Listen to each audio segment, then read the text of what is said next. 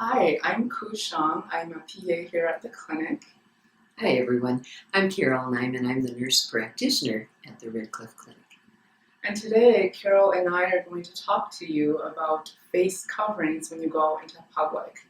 As many of you know, the CDC has come out and recommended that if you go into the general public, you should wear a face covering to protect yourself against coronavirus. Everyone should understand that the best protection remains voluntary self-quarantine in the home.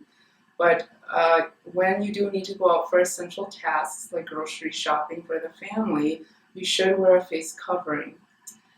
At the clinic, we are starting a very controlled rollout of face coverings for community members. You will get two types of coverings, and Carol and I are going to talk about this. We'll be handing out two kinds of masks. One will be what we call the cone mask that's in front of Khou.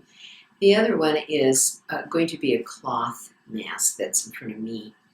The cloth masks were made by local friends who cared enough about our safety to spend their time and material in making these, so we will really appreciate their donation to us.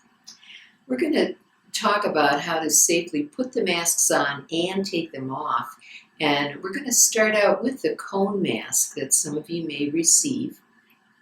And Khou is going to demonstrate how to safely do this. The mask should be treated as clean. You should not touch the mask part if you can avoid doing so. Start out with very clean hands, soap and water wash, or Khou's using a hand sanitizer. You grasp the mask by the elastic, and with the cone mask, you bring it toward your face and put your chin in the cup and lift the elastic above your head. You then can adjust the mask. The metal piece that fits over the nose should be snug but not uncomfortable. And this is how you would leave the mask then while you are out doing your shopping. Try not to touch the mask or rearrange it too often in an effort to keep it clean. When you get home, we consider the mask contaminated at this point. Again, keep your hands clean before you touch the mask. Avoid touching the front part of the mask, which we would consider most contaminated. You would grab the elastic and pull it over your head very gently so it doesn't snap back and move the mask. The mask is then put in a brown paper bag. And the reason for that is it allows the mask to air dry. And we know that the air drying will also kill the coronavirus on it so that you can reuse that mask after it's dried. The mask can be reusable many times as long as it's kept clean and is in good shape. If it becomes soiled, if it becomes so misshapen it doesn't fit snugly on your face or torn, you will need to throw that mask away and get another one. Now, Carol is going to demonstrate how to put on a cloth mask. And again, you're going to start out by making sure that your hands are clean, either with hand or with water and soap, or with a hand sanitizer. And then you can grasp your mask by the ear loops. You really shouldn't touch any part of the mask other than the top and the bottom to adjust it to your face. And most of the cloth masks that you will be getting will have a pattern side which will face outward, and a solid side which will go against your face. So to put it on, you bring it towards your face and you put the loops behind the ears to keep it in place. And then if you need to, you can make some adjustments around the nose to fit it snugly to the nose, and in the bottom, bring it under the chin so that it has a good snug fit over the face. Some of the face coverings that are cloth are going to have different straps, but the important idea is that you should not be touching the face mask at all when you put it on or when you take it off. When you are out in public with your face coverings, again, you should keep it on the whole time.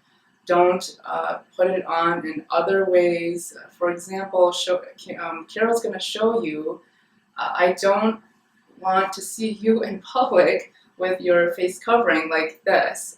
Your nose is not covered, so you might as well not be wearing a mask. You also shouldn't be having the entire mask tucked under the chin. I'm seeing this a lot. People want to talk to their friends, so they take the mask off. When you do this, you're touching the mask repeatedly to put it on or take it off. Again, it's not going to keep you protected because you're now exposed, so you might as well not be wearing the mask. When you get home, you'll want to, again, clean your hands. Make sure your hands are clean before you touch the mask. And then you grasp your ear loops and you gently just take them off. And the mask goes into the brown paper bag again so it can air dry. I would say that for the cloth masks, because they are washable, after each use, after each public outing, you should wash it. Either throw it in the washing machine, or I know many families don't have a washing machine, and so steam iron is another way that you could clean it. Gently steam iron it on the highest pressure setting. And then you can dry it in the machine, or you could air dry it. If your brown paper bag becomes damaged and you don't have some sort of breathable medium in which to store your mask, you could hang it on the wall somewhere. I would choose a low traffic area and just hang it so that it can air dry properly until the next use, if you don't have time to clean it in between uses.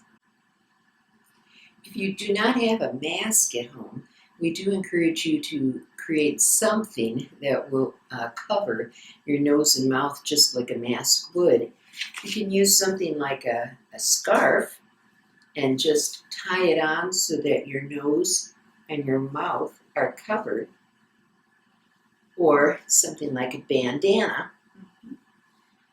And same story, you want to cover your nose and your mouth when you have it on. And there are many YouTube tutorials for those of you who are a little more tech savvy that will show you how you can make a face covering without having to use a sewing machine. So you could use a bandana or a handkerchief and make some sort of face covering that way too. Anything is better than nothing, I would say. Carol and I want to stress that face coverings are not 100% protective. Your best protection, again, remains voluntary quarantine in the home, social distancing, and frequent hand washing throughout the day. Masks can actually be pretty harmful if you're not wearing them appropriately, the way that Carol had been demonstrating how not to wear them. If you have any questions at all, please call the clinic. There's always someone here who can answer any questions you may have. We also want to take this opportunity to tell you that the clinic is open, even though we're discouraging people from coming in person to try to keep them safe. We are having telephone visits. You would call and make an appointment just as if you were coming to see us, but at the appointed time, we'll call you and talk to you about any health concerns you have and try to take care of them over the phone right now. We want to thank you for your time and for all your efforts to keep the community safe.